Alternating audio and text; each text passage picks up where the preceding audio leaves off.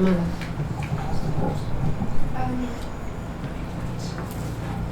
So, my name is Sarah Pickthall. It's so great that you are here from Woking High School. It's really, really great, I think, to be able to talk about, well, an opportunity to talk about my Islamic heritage with a diversity of people and to find out what you think about it. So I'd love to have conversations. I'm really looking forward to hearing you play later. There's some really exciting work that you've been doing. So I am Sarah Pickthall. It was a name as a child that was very difficult for people to pronounce. I always say it's a bit like Heinz, 57 varieties and ways of pronouncing the name. And as a child, I always knew that Muhammad Marmaduke Pickthall was a distant relation, but I didn't really know that much about what the impact of his life had been for so many people. It had been quite hidden to me, and that was because my heritage was Catholic and Jewish. So my father was Catholic and my mother was still Jewish. Her mother had left the synagogue in a very sort of public and embarrassing way at the time. And so it was quite complex at home, really. So Islam was not something that we talked about, was spoken about. Right. I'm going to have to get a chair because I'm a wee bit wobbly. I just have this.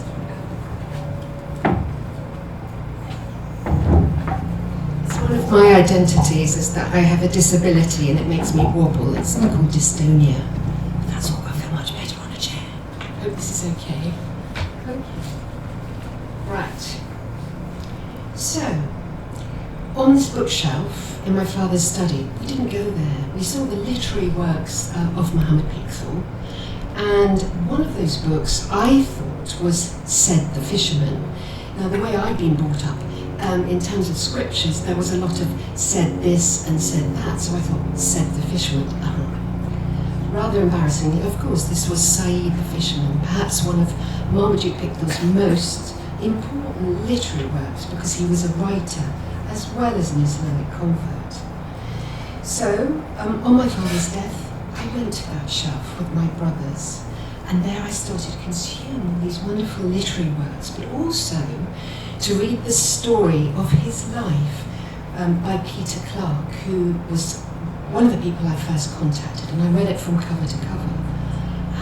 And I couldn't believe it. Here was someone, a very private man who just had this incredible life contribution of penning the meaning of the glorious Quran, but also being a literary writer too. So I gathered together, at the time I was working with another friend, Hassan Muhammad Ali, who's now director of the Muslim Institute, and we gathered some wonderful artists together, Avais included. Thought, let's try and find out more about him, because people ask me, you must have lots of letters and photographs. We really didn't. He was a very, very simple man, in the sense that apparently he used to go with a suitcase, arrive, do whatever he did, and then go away with a suitcase. There was very little about him other than the biography and a rather florid interpretation of his life that was commissioned by his wife, Muriel, called Loyal Enemy. Now, Loyal Enemy was a really interesting way of us exploring what were the conflicts within this particular person. What did he do in his life? What was it like for him to convert to Islam? Well, as a teenager, his mother was really supportive of him. Go travel. I'm sure all of you at one point, we all at some point wanted to go and travel, either to find ourselves or to find out what meaning in our lives. Well, interestingly, as a child, he had developed a thing they then called brain fever, encephalitis. He was really, really good at maths to start with, and then he lost that ability and became really good at languages. So naturally for him to travel and develop this love of language and people, and he wasn't, he came from what were described as blue blood, good stock. He went to Harrow and was a colleague of Winston Churchill for a time, but was this really the man, or was that his circumstances? So he travelled a lot in his teens and early 20s, and I think think he developed his love of Islam there, very much so. Though someone told him, you shouldn't really convert, not too quickly, it will upset your mother, but actually I challenged that. I think his mother would have approved. So, with these artists, Hassan and I, and filmmaker, we went to Istanbul to explore what had happened in terms of his relationship with Turkey at the time in 1913 and what was happening with the British government. And he became very conflicted then. Every day he used to travel from the eastern side of Istanbul in Erenköy, where he was having lodgings with this woman who had a beautiful Islamic garden, over the Bosphorus to the western side where he used to conduct his business. When he came back to England, he was really changed. He wasn't happy with the British government and the position they were taking. And I think at that time, I think later that year, he decided that actually he wasn't going to be a practicing Christian anymore, interestingly. And we understand that these things happen. He became blacklisted. It became very difficult for him to gain employment in the Foreign Office and sort of develop that part of his career.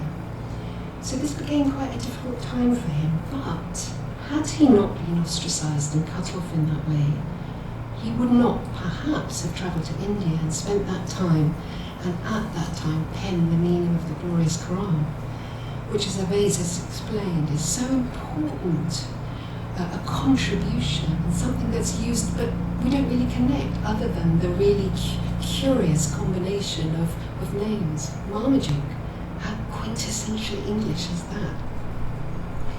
So for me, it's been a wonderful journey because it's meant that we all have multiple identities. We're not just one thing or the other. But suddenly now for me, my Islamic heritage is absolutely at the heart of everything that I do and practice as an artist and a consultant and community producer. And it allows me at every point to challenge the stereotypes that we still experience day in, day out around Islam. The idea of conversion, Islam has been in this country for hundreds and hundreds of years, and so it's really not something new. And so the idea that we open and explore Pickthall's life is just one example of someone who converted to Islam, what his contribution was, what he experienced 100 years ago to what's happening now. I think it's really relevant to bring the force of his personality, his contribution, his simplicity into some sort of light that we can use as artists, or be as an artist working forward, and can understand and connect with.